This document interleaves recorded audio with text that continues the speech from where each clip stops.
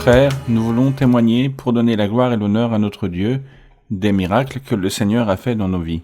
En 2011, quand ici en Argentine j'ai connu l'Église, un membre de ma famille m'a invité et à la fin du culte j'ai reçu la prophétie. Dans cette première prophétie, le Seigneur m'a dit « Je te rendrai heureux, je te donnerai un foyer et je te donnerai ce souhait d'être père ». Durant les années ensuite, j'ai essayé de changer. Tout était dans les mains du Seigneur et le Seigneur m'a béni énormément spirituellement. Et en 2019, par miséricorde du Seigneur, après avoir connu mon épouse, nous avons pu nous marier ici à l'église. Dès lors, nous avons été très heureux et nous avons cherché à avoir une descendance. Durant ces années, le Seigneur m'a promis, a continué à me promettre que j'aurais un enfant, une descendance dans ma famille. Mais elle n'arrivait pas. Et quand nous avons essayé de le chercher, durant ces promesses, le Seigneur m'a dit qu'il y aurait un diagnostic de la science, qu'il allait changer, que je ne me préoccupe pas. Après avoir cherché des enfants pendant plus d'1 an, le médecin m'a dit que la quantité de mes cellules et la mobilité ne permettaient pas que j'aie des enfants, que j'étais stérile. Néanmoins, nous avons fait confiance à cette promesse et nous avons continué à attendre. Et par miséricorde du Seigneur, un temps après, mon épouse est tombée enceinte. Nous avons été très heureux, très joyeux. Et quand nous allions le raconter à nos familles, nous avons perdu cet enfant. Et Dieu a été miséricordieux. Ça a coïncidé avec la visite de notre frère Carlos Alberto ici en Argentine. Et lui et son épouse, la sœur Raquel, ainsi que les pasteurs, les superviseurs, nous ont consolés énormément. Mais notre frère Carlos Alberto nous a donné des mots qui nous ont soulagés. Il a dit que nous espérions dans la promesse du Seigneur, mais que cette promesse arriverait. Et nous aurions cette bénédiction. Le Seigneur a continué à nous le répéter en prophétie et nous avons fait confiance à cette parole du Seigneur à travers notre frère. Et nous avons continué à attendre. Après un temps, cette promesse n'arrivait pas, donc nous avons à nouveau été chez les médecins et nous avons commencé un traitement de fertilité. Mon épouse va témoigner cette partie-là. Comme le dit mon époux, mes frères, le Seigneur, moi aussi, me promettait une descendance et c'est ce que je souhaitais. La bénédiction sentimentale est arrivée et le souhait d'être parent. Mais dans mon cas, le diagnostic était peu de réserve ovarienne. J'ai 43 ans. Comme dit mon époux, nous avons dû faire appel à la science médicale. Nous avons été dans un institut de fertilité. Nous avons tenté une fécondation in vitro. Au premier essai, les étapes ont été réussies, mais je ne suis pas tombée enceinte. Le Seigneur me donnait beaucoup de force parce que c'était beaucoup d'illusions, malgré que je ne voulais pas m'illusionner. Et j'étais triste que c'était négatif. Et nous avons été de l'avant, et nous avons aussi un second traitement. Cet ovule qu'il sortait était de mauvaise qualité pour être fécondé. Donc, c'était les deux derniers traitements qui ne sont pas fonctionnés. Donc, au bout d'un moment, avec mon époux, on a dit on va arrêter, on va pas continuer d'essayer parce que le spécialiste en fertilité nous disait que nous n'avions plus l'âge pour ce traitement.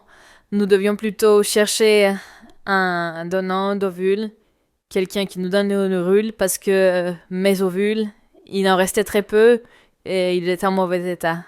En sachant cela, j'ai prié le Seigneur, j'ai demandé au Seigneur, avec toute la conviction et toute la certitude, qu'il pourrait multiplier ces ovules, qu'il pourrait en améliorer la qualité et que je m'attachais à sa promesse parce qu'il me l'a toujours rappelé durant ces 3 ans et demi que cette promesse arriverait, que cette descendance, nous l'aurions dans nos bras et qu'il changerait ce diagnostic et qu'il nous donnerait cette descendance et ce bonheur pour notre foyer.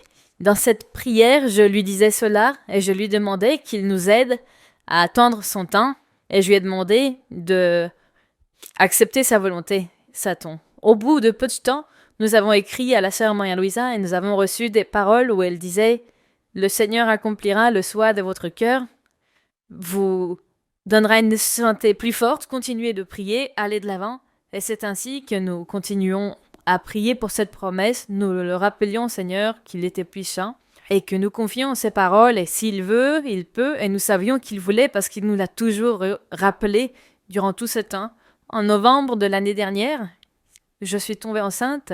C'était un miracle merveilleux. C'était une grande joie de voir comment le Seigneur accomplit cette promesse. Et aujourd'hui, de nos jours, nous avons notre bébé dans les bras par miséricorde du Seigneur il a rendu possible ce miracle, et nous lui donnons la gloire et la louange au Seigneur. Nous savons que cela a été un travail en équipe de tous ses enfants, du frère Carlos Alberto, de la sœur, et le soutien que le Seigneur donne à la sœur Marie-Louisa, et de tous les enfants de Dieu, ses fils de Dieu, ses serviteurs, qui ont été constamment à côté de nous par leur Frères prière. et sœurs, nous voulons aussi souligner que le Seigneur n'a pas terminé la bénédiction là, mais que après que nous ayons eu la nouvelle que mon épouse était enceinte, au bout de quelques jours, j'ai perdu mon travail. Nous avons traversé une situation économique difficile, mais le Seigneur nous disait que rien n'allait nous manquer, qu'il allait nous donner beaucoup de choses, de cadeaux, que nous allions voir sa main à travers cette bénédiction. Et mes frères, il en a été ainsi. Le Seigneur nous a montré de la générosité, et durant cette période de grossesse, nous avons reçu énormément de cadeaux, même jusqu'à la semaine dernière. Et ma fille, même avant de naître, elle avait tout ce dont elle avait besoin. Le Seigneur, durant la grossesse, nous a montré aussi, en rêve, par la bouche de notre sœur Marie-Louisa, il disait que tout irait bien. Parce que le Seigneur a permis, du fait du temps de la grossesse, la petite a dû naître par césarienne. Et durant la césarienne, quand nous étions à ce moment, il y a eu des complications. Ils ont dû la faire en urgence. Durant l'accouchement, j'ai vu comme ma fille sortait du ventre de mon épouse avec le cordon enroulé 2 fois autour du cou et comment les médecins étaient préoccupés parce que le rythme cardiaque de mon épouse est descendu. Et aussi, nous perdions la petite, mais par miséricorde du Seigneur, j'ai pu rentrer, j'ai pu prendre la main de mon épouse et clamer le Seigneur qu'il se rappelle de ses promesses et du soutien qu'il donne à notre sœur et que ce miracle, nous confions qu'il allait être possible. Un instant après, on a approché la petite à mon épouse, elle a réagi, elle a respiré et de là, les deux se sont remises. À partir de ce moment, jusque maintenant, c'est un peu plus d'1 mois, ce n'a été que des moments de joie et de bonheur. L'angoisse, la préoccupation, tout ce que les médecins m'avaient dit, que si c'était 1 minute de plus, je n'avais aucune des deux, c'était un motif de joie et de louange, parce que Dieu s'est manifesté jusqu'au dernier moment, il m'a montré son pouvoir et sa promesse. Et il nous a permis d'être heureux et de jouir de notre vie en famille, et nous donnons la gloire, et tout le monde reconnaît que c'est un miracle. Aujourd'hui, nous habitons en famille, et nous avons vu comment le Seigneur a changé ce diagnostic. Nous sommes très heureux de voir comment le Seigneur nous permet aujourd'hui d'être avec notre bébé. Mes frères, et nous voulons témoigner tout cela pour donner la gloire, l'honneur à notre Dieu. Par ce miracle merveilleux, il l'a fait parce qu'il est miséricordieux. Et par le soutien qu'il donne à notre sœur Maria-Louisa, à notre frère Carlos Alberto, à tous ses pasteurs et serviteurs. Et nous remercions l'Église et nous donnons la gloire à notre Dieu.